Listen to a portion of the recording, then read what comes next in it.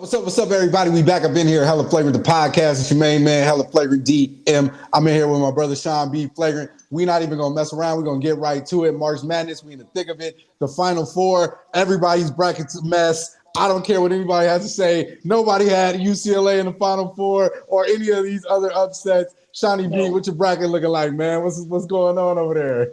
Oh, man. Destroyed. I already know. I can't even say, look, other than Gonzaga, I didn't really have anybody in there. Michigan pulled through.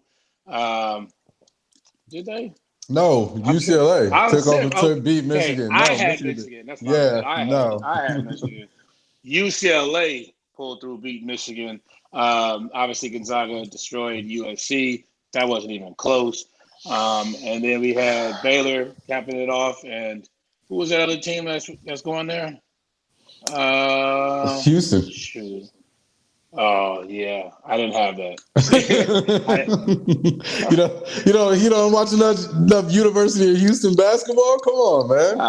No disrespect to Texas and the good people of Houston, but I swear I had y'all people going out in the second round, man. For real. I'm sorry. They score a lot of points. Nothing about Houston. They score a lot of points. I know that much. Which seems to be the thing this year. Obviously, Gonzaga scored a lot of points on USC, and somebody lost $1.1 million. Like, how you go? First, you bet $500,000 that USC is gonna, cover the +8. But halfway through the game, you're like, maybe I'm gonna hedge my bet by saying they're gonna win the second half against the team that scores the most points in college basketball. Like, come on. The cold part about it is all they had to do, USC, was pull it within 18 points. 18! Just for him to win that, to get his money back from that, that second half bet. And, of course, without a fail, bad beat, 19. 19. That's why they call them bad beats, man. You know what I'm saying? Like, by everything he thought as a gambler, he probably should have won his money, but things happen. And we know we've been there. We've been not there. I don't have $1 million. I don't have 1.1 million to lose on anything. So I ain't been that far, but we've been there as bettors. But looking at the Final Four, who do you think has the best chance? What two teams do you think have the best chance to get to the championship, and what team is going to take it? Well, right now, after seeing these games, all throughout the tournament, Gonzaga's been the only one that's been steady. Baylor has too a little bit but the way Gonzaga beats people up, it's not even close. Like, I don't think they've had any games within 20 points so far. Yeah. Of course, with their center, I think his last name is Timmy, something like that, to do with the smooth mustache. And then Jalen Suggs also with them, and their small forward, I forgot the guy's name, something with a K, but I don't think that they're going to get beaten at all, but I think they're going to wind up playing Baylor. I don't know about Houston. I'm sorry. Like, I just talked about it earlier, but I'm sorry. I don't know about Houston. I think they might have to go home. So I've got Baylor and Gonzaga at the end, and Gonzaga pulling out. Yeah, I've got a Baylor upset, actually. I've got Baylor and Gonzaga in the end, and I've got a Baylor upset. Because, and me, I play the percentages, and the thought that Gonzaga can have an undefeated season all the way to the championship somewhere to me just feels like a slip up may happen. I don't know. I could be wrong. And, they go ahead and dominate and, win this thing out. But I think if any team has the chance, I think Baylor is the one. So I got a bracket that says Baylor. And so you and I guess, maybe going head to head. They obviously have to win their, Final Four games to move on to the championship. So Baylor's got to beat Houston, and then this UCLA team that's on fire. Maybe they'll give Gonzaga some push. However, I don't think UCLA scored more than like 78 points or something like that this whole tournament, and Gonzaga is averaging like 88. So I don't know where you can find those points. I don't know where you can find them. UCLA's been doing everything off of defense. And, they've been great up until this point, but Gonzaga can score way too many ways. Inside, outside, fast break. The way they pass the ball is like an NBA franchise. You know what I'm saying? So, I don't know. I don't see it. Maybe we'll see about Baylor and Gonzaga and the thing, and maybe you might pull out, but I I just don't see the boys getting beaten, man. Well, we'll look forward to seeing, how it goes down. The championship game airs April 5th. And so we'll see who's in it, who'll win, and who'll pull out, all these bracket challenges on April 5th. Moving out of the March Madness and into the National Flagrant League, the NFL draft is coming up, and your team and my team desperately need some help. So let's talk about some things that are going to happen on each one of our teams. What do you think the Raiders are going to do in terms of moving around for the draft, or what kind of picks do you think they're going to make in the draft? Not good ones. I can tell you that right now. What would make you say that, Sean? Because every year that we don't look, I'm just going to be honest. This is my team. I love them, but they don't do right. They need a defensive player. Obviously, bad. They need another pass rush. Max Crosby cannot do it by himself. I'm sorry. Cleveland Farrell is getting better, but he's still not there. You need somebody else in the middle. Also, very much so, we need a linebacker. And we refuse to get one. I don't know why. This year would be the best year for it. There's Michael Parsons, who is elite linebacker. Now, I'm sure he'll be there around 17, that's when the Raiders pick. Just because there's going to be so many quarterbacks going to be picked towards the top that I feel like a lot of good defensive players will slide, just because I feel like in today's game, everybody goes for offense. Unfortunately, that's what the Raiders do all the time. That's why we don't have anybody to play defense. So, like I said, I pray that they go for defense, but I wouldn't be surprised if somehow we wind up with another receiver. Which, to be honest. Well, we need one. So if y'all would gladly pass up on some extras, the 49ers, we need receiving. And they've already made it clear, for those of you who don't stay up on the news, the 49ers have made it clear that they are going to select a quarterback. They, moved up in the draft to go ahead and do that. My guess is probably Justin Fields. Obviously there's the Mac Jones. Trevor Lawrence is going to get picked first, second. So he's obviously going to be off the table. But the 49ers, again, are making it clear that they're picking a quarterback. I do believe we do need another receiver, at least one, if not two more. We still need at least one or two more defensive backs. Our safety core is still rusty. Well, Rusty was nice. I don't even want to. It was depleted last year. It was bad. We didn't have anybody back there. Nobody in the secondary was doing anything. Old man Sherman, bro, I love you, but, it is what it is. You're not a shutdown corner that you once were when you played against us, which I'm still sour about, but whatever. But yeah, other than that, I think the 49ers shored up a lot of key positions, re-signing, a lot of key players like we talked about in last episode. So obviously, like I said, the quarterback position is something that we have to get solid. Jimmy G is injury prone. There's even been some talk that the Patriots might be interested in having Jimmy G over there in New England, which I wouldn't be opposed to personally. He hasn't been the greatest quarterback for us. He's been okay at times, at best. So I'd be all right seeing a new face at the helm of the quarterback spot for the 49ers. But other than that, we'll see. We'll see what we do in the later rounds. Yeah, you'll definitely see a different quarterback. That's for sure. Will he start week one? Now that's up in the air. It'll be interesting because Kyle Shanahan everybody talks about him being the quarterback whisperer and guru or whatever you want to call it.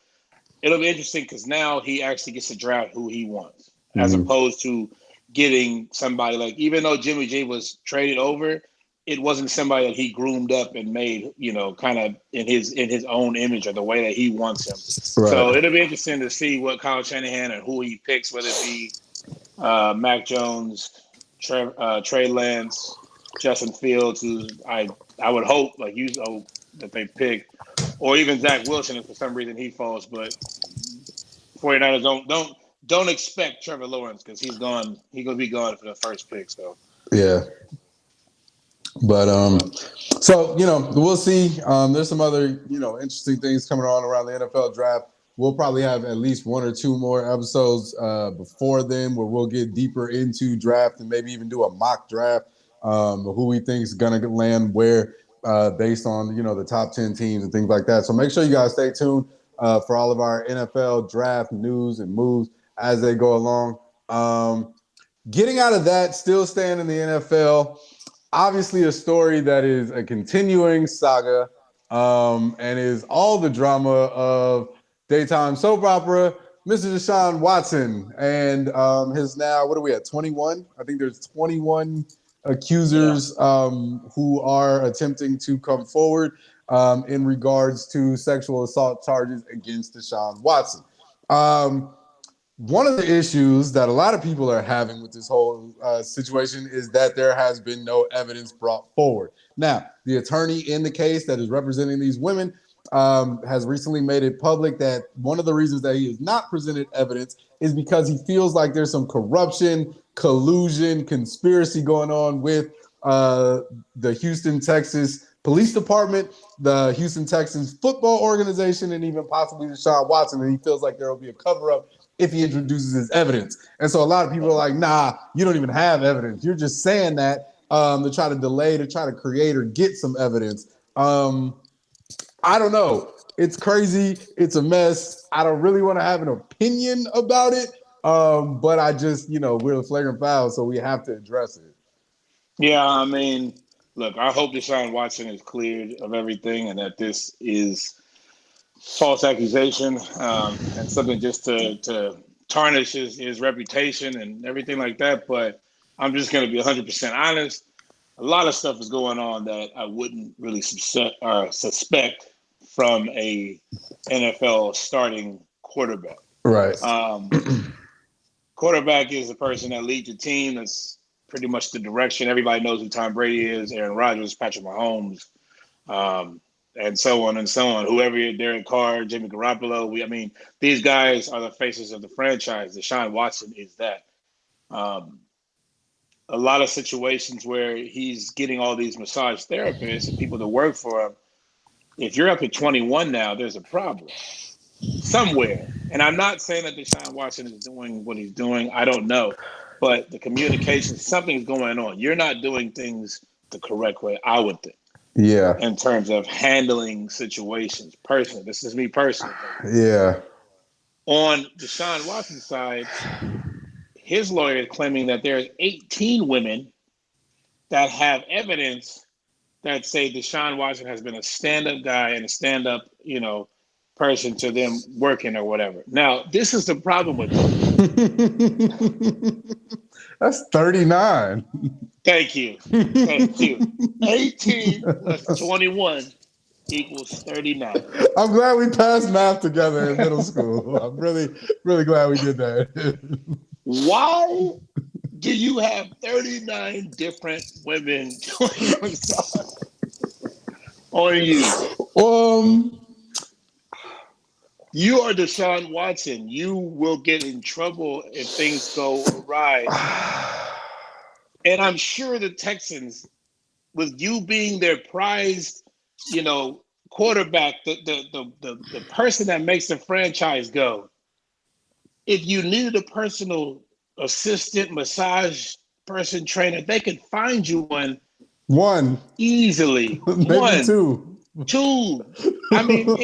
we were at 5 to 10, it would be weird, but I could still be like, okay. Oh man, no, 39, and that's 39 people identified. You know what I'm saying? Either on the positive or the negative side. These are the people that are willing to come forward. So that means that, somewhere down the line, there's probably that many more.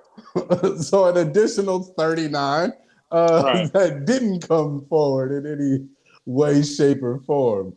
And DeShaun Watson, you've been in Houston, what, 3 seasons, 4 seasons? 3, yeah. It should be his fourth or fifth. Yeah. And given maybe he does live there all year. I feel like some players don't live in the city they're playing all year. But let's say you're there, I don't know, 9 months out of the year. 4 seasons. It's 36 months. We had 39 women. Right. Yeah. I don't I mean, I'm not trying to make any sort of sense of any of this. I'm just trying to I don't know. I don't even know what I'm trying to do here. Maybe I'm just trying to make it. All I'm saying is, if you didn't want anything to maybe be thought of, maybe just lessen up the number. Yeah, is what I'm trying to say. Yeah, like even if you didn't, even if you didn't do anything wrong with any of them, even if you're not the sexual accuser that some of them say you may be, the fact that the number is so big makes it so interesting, I guess. I mean, it's just, if there is a person that has close to $250 million in just their name alone, the chances of 39 people coming along and being genuine to that person that has $250 million is not as good as if you cut that in half or even into a third. Most of the time, people that don't have opportunities can seek opportunities if they're around somebody with that much money, especially if it's 39 different times. Yeah. And I'm going to leave it at that. That's as far as I'm going with this story for today, because that's it, and that's all. That's all we need to talk about DeShaun Watson for now, until there's more evidence, until we kind of, have somewhere to really go in the direction to go with the story. Again, we don't want to speculate. All we can do is report on the things that come out as they come out, and, people's reaction to them. So, moving along, speaking about people's reactions and inappropriateness, we got Kevin Durant going at Michael Rapaport on Twitter. Now, hold on, you guys. I'm sitting here making sure that you guys can understand what's happening. So, Katie, Michael Rapaport, for those of you guys who don't know, Kevin Durant got into a heated Twitter battle with Michael Rapaport. Michael Rapaport is a comedian / political activist / guy who talks a lot of crap on the internet. Supposed to be very liberal, down with the people type, white guy, whatever. I don't have any problem with him personally, but apparently Kevin Durant does. And I'm gonna let you get into it, how it started. I know how it rolled out, but I don't know exactly where this argument started. Okay, so, I mean, Kevin Durant obviously spent a lot of time in the Bay Area with the Warriors. Michael Rapaport, even though he is from New York, is actually a pretty big Warrior fan. He goes to a lot of games, and KD and him actually became cool probably somewhere around then. Maybe before that, but I mean, I know he used to come to a lot of Warriors games when when Kevin Durant was here. Anyway, this all started from the first game of the season. Actually, it was a Brooklyn Nets game versus the Warriors. And after the game, the Nets beat the Warriors. And after the game, KD did an interview on TNT, and Charles Barkley asked a pretty lengthy, to the point question. And because KD is kind of he's not really cool with Charles Barkley, he kind of has an attitude towards him. So basically answers the question by saying no or yeah. I forgot which answer it was, but he said one word. He said yes or no. And that's it. After Charles asked him this whole lengthy question, he just responded like that. Michael Rapaport then sent him a message basically saying, like, just answer the question and stop, acting soft in some kind of words. But all this was on direct message. Now, what I didn't know was that when Michael Rapaport put this message out on Twitter, that this was a DM, and Kevin Durant and him went back and forth, and Kevin obviously said a whole bunch of stuff. Yeah. And you could talk about whole lot of expletives that Maybe in our first season, we might have said on this show. We're not going to say them on this show anymore. I don't know. It's a flagrant foul. Maybe we should say them. Not all of them. Some of the stuff was a little bit too much for me. I had to step back and say, okay. But in so many words, basically, it was Kevin Durant pretty much came at Michael Rapaport pretty hard in the DMs, calling him a sea sucker and I'm gonna F you up and all this pretty much. Basically, he even gave him an address. His wife. Yeah, talking about his wife. Gave him an address, told me to meet me, you know what I'm saying? If you want to meet up and we can handle it and all this other kind of tough stuff that we know Kevin Durant is really not going to do. And it sounds tough. Here's the thing, right?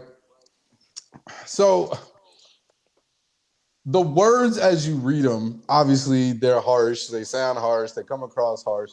But I'm pretty sure in Kevin Durant's mind, speaking one guy to another guy, they probably have spoken like this to one another before. And I don't think Kevin Durant felt like Michael Rapaport was going to be the type to screenshot and put this stuff up. And I don't know which word. I'm going to guess it's probably when you cross the line and talk about a man's wife.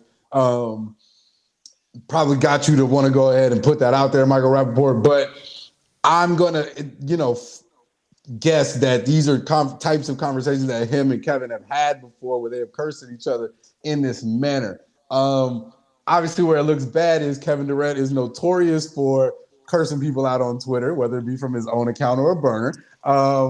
And Kevin Durant constantly gets in these same kind of little battles on social media. So that's where it looks bad. It's like, bro, why do you always feel the need to reply? Why do you always feel the need to say something in a text form that can be put back out there? Like at some point, you have to look at yourself and be like, bro, I'm just not going to say nothing. Like, I don't have to respond to every single person on Twitter that says something negative to me. I really, really don't, because it always ends bad for you. There's never been a good time where KD's got into it with somebody on Twitter and it's end well for KD ever, like ever. So I don't understand why he still does it. I don't understand why you're making bodily harm threats to Michael Rapaport, because you're not going to fight him. So stop that. And come on, bro. Like, that's my whole thing on it.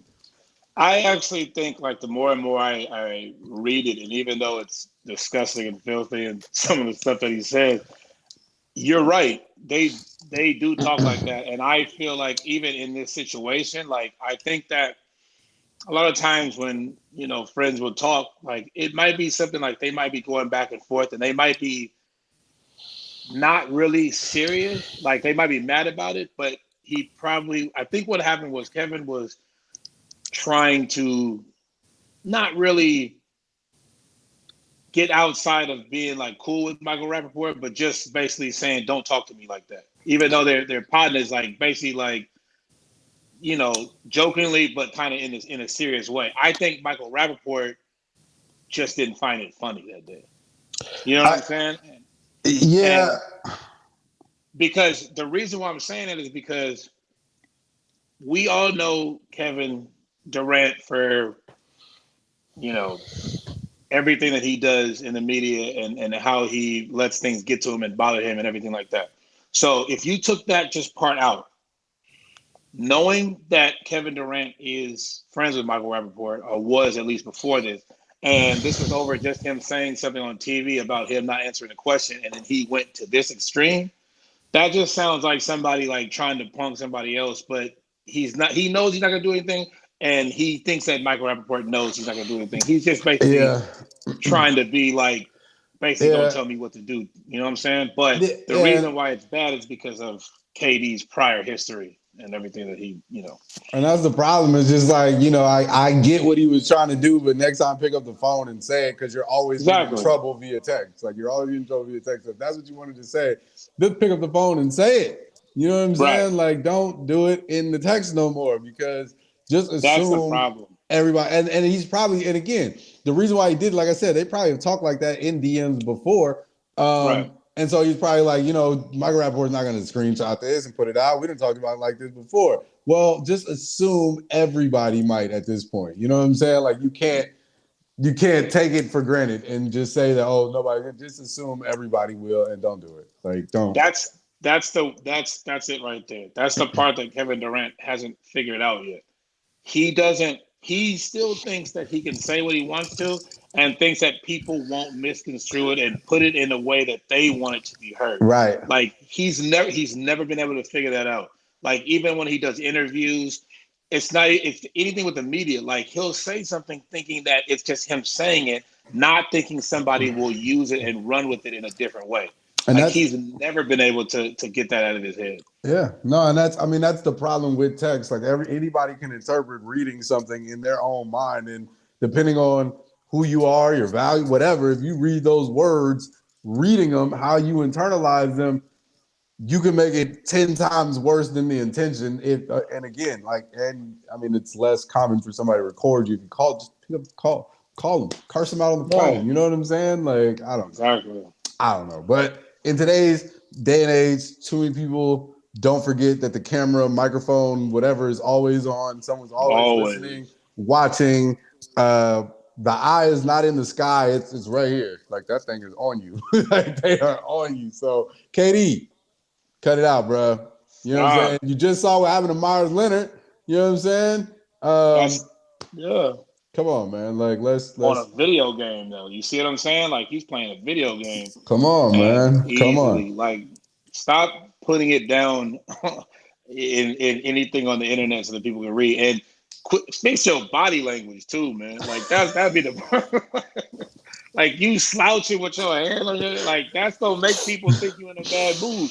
Like you can't sit there and be like, I'm happy, this is a great team. Like when he was talking about the Warriors, like, oh, we won the championship with your face in your hand. Like it's just too tough for no reason. Why is everybody so hard these days? What happened to being cool? Like, you know what I'm saying? I remember being cool. Cool was cool. Enjoy yourself. Right. Live life, man. Too much going on. Yeah. Oh man. But on that note, we're gonna wrap this episode up. Check y'all on the next one. Obviously, by the time we circle back, the NCAA finals will have happened, so we'll know who won that. We'll be a lot closer to the draft. We'll be a lot deeper in the NBA season. So there's a lot more stuff. Baseball just kicked off today. Shout out to the A's. Today's opening day. Let's lock in for another mediocre, disappointing season because that's just what we do as a team. Maybe this would be a Giants year. It's an off year. It's an odd year. So maybe this would be a Giants year. Whatever. Go for the A's. Sign Matt Chapman. Pay him money. Actual dollars. Do not pay him in tickets for his family to come to the game. Like, give him money. Oh, man. But, yeah, on that note, like I said, we're going to get up out of here. Baseball season's going to kick off. We're going to watch these college games and see who wins the national championship in the NCAA. Men and women's. We're going to check out the women's side, too. You know what I'm saying? Check everybody out. So, HellaFlagrant the podcast. Make sure you tap in, tune in. We're on every streaming platform. So that doesn't leave anybody out. That's all of them. Check us out. And make sure you check out theflagrantfile.com. Yep, you said it best, man. We do it for y'all. Just keep tuning in, keep watching. HellaFlagrant gear coming soon, man. For sure. And on that note, we out. Peace. Stop.